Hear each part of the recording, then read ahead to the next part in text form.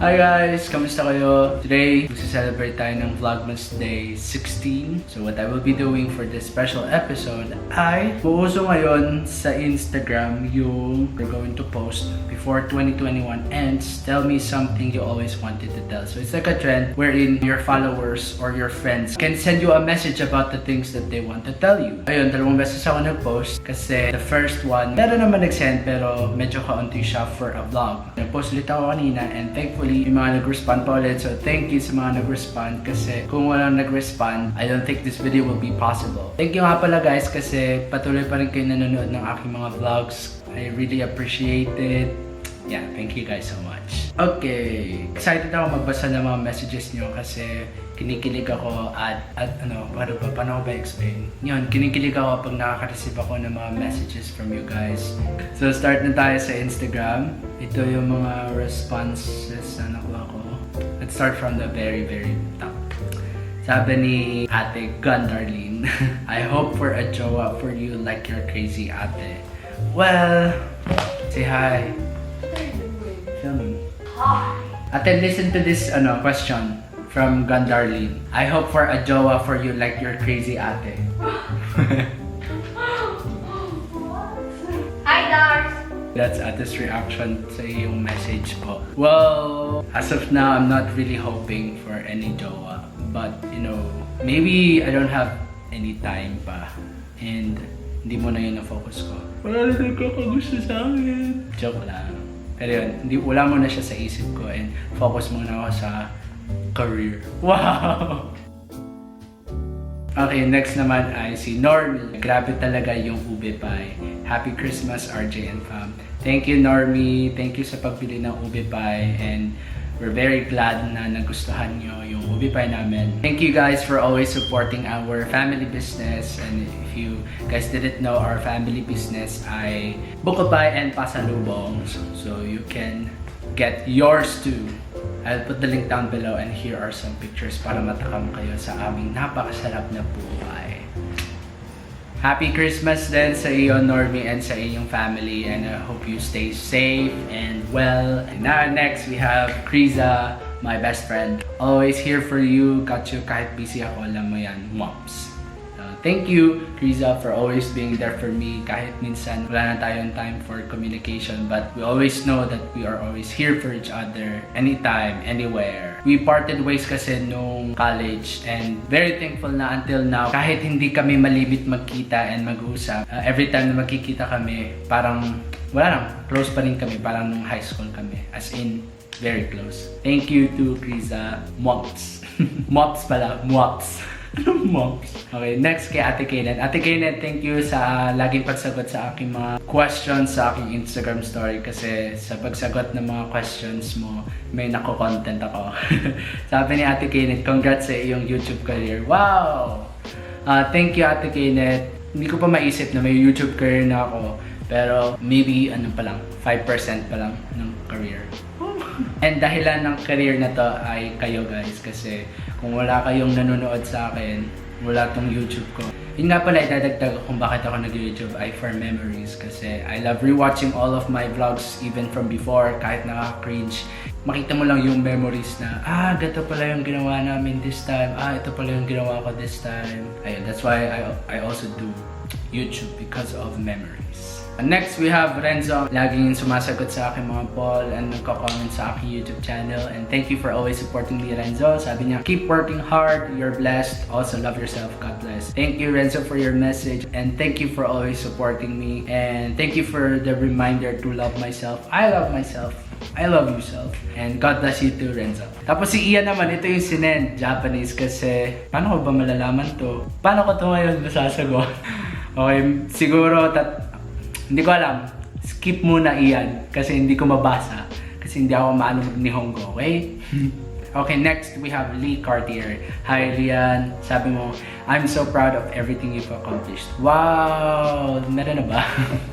Well, thank you Lian for your message and hindi ko alam kung i-reply ko dito kasi feeling ko wala pa naman ako masyadong accomplishment sa buhay. Starting pa lang din ako in reaching my goal, in reaching my dream. Ayun. So, thank you Lian for your message. Keep safe always. Ang ganda ng mga edits mo. Guys, if gusto niyo magpa-edit ng graphic design sa kanya, lalo na for gaming, contact her. And next is my brother, Ken. Love you. Sabi niya, love you, bro.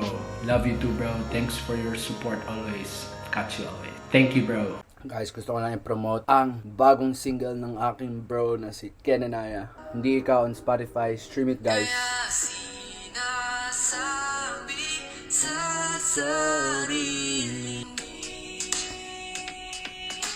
Stream it, stream it. Okay, next we have Kiko Sisi. Siya yung #1 basher ko. Sabi niya nung una, pangit. Sabi niya ulit, ka. Tapos sabi niya ulit, RJ. So, pangit ka din. Bumawi naman siya sa next na ano niya. Sabi niya, miss you. Miss you too, Sisi. And then next we have another bro of mine, Sean Esguerra. Sabi niya, thankful that you're one of my closest friends, bro. I'm also thankful for you, bro. Thank you dahil nung pandemic, dun tayo naging close. And hindi ko na-expect na magiging close tayo, especially pandemic. Got you, bro. Always thank you. Lagi din siya nakasupport sa aking YouTube career. Wow. Next naman ay si Lay Magbuhos. Hi, Lay. Sabi niya, pasundo, gala na as please. Kasi sa kanya ko nakuha yung idea na to. And ayun, ginaya ko sa kanya. Sinabi niya, pasundo, gala na as please. Kasi dun sa ganitong story niya, sabi ko ay mag-drive na siya para makagala na kami. Bigyan mo ako ng gas. Joke lang. Miss you, Lay. Okay, simulan natin sa una. Sa aking matalik na kaibigan, si Guyan. Si Guan Earl. Sabi niya, pakis. Kiss na. Next, si Aimee. Hi, Aimee. Sabi niya, Merry Christmas and Happy New Year. Hahaha. Ba't may haha? Merry Christmas and Happy New Year then, Aimee. Thank you. Tapos, next, si Joseph Angelo. Sabi niya, TY sa pag-drive lagi sa mga gala natin. Hahaha. You're welcome po. And sana may paambon namang mga blessing dyan sa aking pagdadrive sa inyo. Joke lang, joke lang. Walang anuman, walang anuman. Okay, next. Ay, Joseph din ang pangalan. Si Joseph Ilaga naman. Sabi niya, buko pie, menge. Si Joseph ay ang isa sa pinaka-latest ko na naka-close. Isa siya sa aking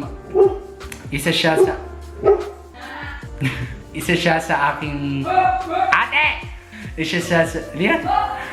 Ate, stop! Isa siya sa aking pinakabagong naging ka-close ngayon. Kaklase ko siya ngayon sa college dahil nga 'di ba nag-stop ako last year. So this year nagkaroon ako ng bagong mga kaklase and isa siya sa aking naging mga ka-close. And nakatikim na din siya ng buko pie. Puntahan mo ako dito, bibigyan kita. Tapos next naman ay si Captain Quiz. Siya din yung nag-send ng mga questions na sinagot ko from yesterday's Vlogmas. Sabi niya, keep it up. You are one of the low-key vlogger I've seen in YT. God bless you more. Wow! Low-key vlogger! Wow! Thank you. Nakakilig po yung message niyo. And thank you na nakita mo ako as a low-key vlogger. Wow! One of the low-key vloggers daw sa YT. Wow! God bless you also. Thank you. Thank you. And then, may latest na nag-respond, sabi ni JC Adan. Pa-accept sa Facebook, please. The joke. Okay, accept kita mamaya. Okay guys, ito ay yung continuation na pagbabasa ko ng messages nyo kasi may mga humabol. Thank you sa mga humabol pa. Let's start with Daisha. Hi Daisha, sabi niya, I miss you and I hope we can see each other again soon. Keep creating content as well. I miss you too Daisha and I can't wait to see you too. I hope we could visit you there in Vienna, Austria soon. And yeah, I miss you guys too and thank you for always watching my videos as well. Love you guys. Okay, next I see Jella. Hi Jella. Sabi niya, super bet ko vlogs mo. Hihi. Miss you seatmate. Miss you too seatmate. Tamang-tama kasi ito yung lumabas. Ayan. Ito si Jella. Picture namin. Nag-show up siya sa aking memories noong December 17, 2016. 5 years ago. Thank you sa pahabol na message mo Jella and miss you too seatmate. Isa lang naman yung humabol sa Facebook. Carl Egar. Hindi ko alam kung paano pronounce pero sabi niya, I appreciate you. Thank you, Carl, sa pag-appreciate. Thank you. Okay, back to the video. Punta na tayo sa Facebook. Una ay si Joshua Magtibay. Sabi niya, continue making quality contents. I love the fact that you're doing devotions before sleeping. I'm a fan. Wow! Thank you. May fan na ako. And thank you na you appreciate what I do, especially with my devotions. And I hope you guys are also inspired with what I'm doing. And guys, do devotions too. And I promise you, it will help. It helps. And next I see Audie Bremen Calmus. So sabi niya, hello po. Hello po. Unahin natin si Maxine Hernandez. Hi Maxine. Sabi niya, gandang-ganda ako sa handwriting mo. Ha ha ha ha ha. Guys, hindi na po ako maalam magsulat ngayon kasi puro online na.